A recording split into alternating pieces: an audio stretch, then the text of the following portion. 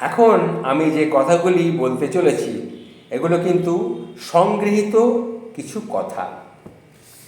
আজকে এই কথাগুলি আমার মনে হলো, তাই আপনাদের সামনে তুলে ধরার চেষ্টা করছি। কথাগুলি শুনুন, বেশ কিছুদিনের পুরনো কথা। সাদ্দাম হোসেনকে যখন গ্রেপ্তার করা হয় তখন তার দায়িত্বে ছিলেন 12 জন মার্কিন সৈনিক। তাদের একজন হলেন উইল বার্ডেন ওয়ারপার। তিনি একটা বই লিখেছিলেন।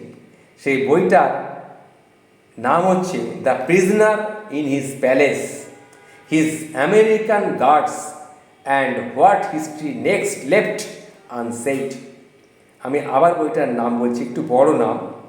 বইটির নাম হচ্ছে the prisoner in his palace, his American guards and what history left unsaid. এই হচ্ছে বইটার নাম। তিনি সাদ্দাম হোসেনের মৃত্যুর পর এই বইটা তিনি লিখেছিলেন। বইটাতে তিনি কি লিখেছিলেন সেটা একটু সংক্ষেপে বলছি। সাদ্দাম হোসেনকে ফাঁসি দেওয়ার পর যখন তার মরদেহ নিয়ে বাইরে রাখা হয় তখন একদল মানুষ সেখানে এসে এই মানুষটার মৃতদেহের উপরে থুতু ছিটিয়েছিল, যারা প্রত্যেকেই ইরাকের নাগরিক। পক্ষান্তরে তার নিরাপত্তায় নিয়োজিত সেই 12 জন আমেরিকার সেনা প্রত্যেকটা সদস্যই সেদিন কিন্তু কেঁদেছিল। বন্ধুর মতো নেতাও মানুষ চিনতে ভুল করেছিলেন। গোয়েন্দা বিভাগ বারবার তাকে সাবধান করে দেওয়ার পরেও তিনি হাসতে হাসতে বলতেন, বাঙালি কোনোদিন তাকে মারতে পারবে না। এটা কে বলেছিলেন? ইন্দিরা গান্ধীর পরিণতি কিন্তু আরও করুণ হয়েছিল। শত্রুর গুলিতে নয়, তার মৃত্যু হয়েছিল নিজেরই দেহরক্ষীর গুলিতে। ইতিহাস এই কথাই বলছে। ইতিহাসের প্রতিটা পাতায় পাতায় একটা একটা করে সাম্রাজ্যের পতন হয়েছে তার সবচাইতে কাছের মানুষের হাত ধরে। আমার আজকে যে বক্তব্যটা বলছি তার বক্তব্যের হেডিংস, মূল বিষয় হচ্ছে এটাই। ইতিহাসের সাম্রাজ্য যত পতন হয়েছে তাদের সবচাইতে কাছের মানুষের হাত ধরেই হয়েছে। এই জন্যেই আমি সাদ্দাম হোসেনের নাম উল্লেখ করলাম, এই জন্যে ইন্দিরা গান্ধীর নাম উল্লেখ করলাম। ইতিহাসের পাতায় পাতায় এটা আমরা খুঁজলেই দেখতে পাই।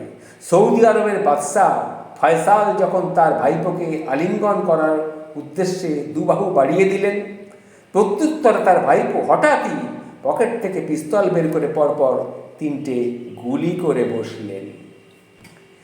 গোয়েন্দারা আসামি শনাক্ত করার জন্য অনেকগুলো পদ্ধতি অনুসরণ করে থাকে। তার প্রত্যেকটি হলো সন্দেহের দৃষ্টিতে রাখা, প্রত্যেককে সন্দেহের দৃষ্টিতে দেখা। সবচাইতে বেশি সন্দেহ করা তাকে, যাকে সবচাইতে কাছের লোক বলে মনে হয় তাকেই সন্দেহ করা উচিত।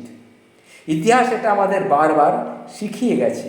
মানুষের জীবনের সবচাইতে বড় শত্রুকে কিন্তু কখনো চিনতে পারা যায় না। সে থাকে সবথেকে কাছের বন্ধুর মতন তার জীবনের সঙ্গে জড়িয়ে।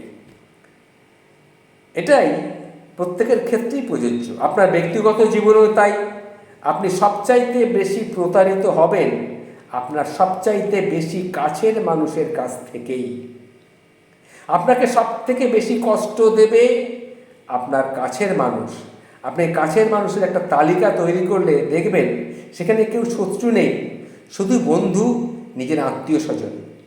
তাই বলছি, শত্রু কখনো বিশ্বাসঘাতক হয় না, কারণ সে ঘোষিত। বিশ্বাসঘাতকতা করে কেবল কিছু কাছের আত্মীয় বা বন্ধুরা, যারা আপনাকে খুব ভালো করে বোঝে, খুব ভালো করে চেনে। এই যে কথাগুলি বললাম, এই কথাগুলি কেন বললাম? ওই যে ইতিহাস বারবার আমাদের এই কথাটাই দেখিয়ে গেছে, এই কথাটাই শিখিয়ে গেছে যে প্রতিটি সাম্রাজ্যের পতন হয়েছে তাদের সবচাইতে কাছের মানুষদের হাত ধরে। একথা আমরা সিরাজদৌল্লার ক্ষেত্রেও খুব প্রযোজ্য, আমরা দেখতেই পাই। সিরাজদৌল্লা আর মির্জাপুরের ঘটনা আমরা তো সবাই জানি। সুতরাং এটা মাথায় রাখবেন। একজন বয়োজ্যেষ্ঠ অভিজ্ঞতা সম্পন্ন মানুষ হয়ে আমি এই কথাটা বললাম। ভালো থাকবেন।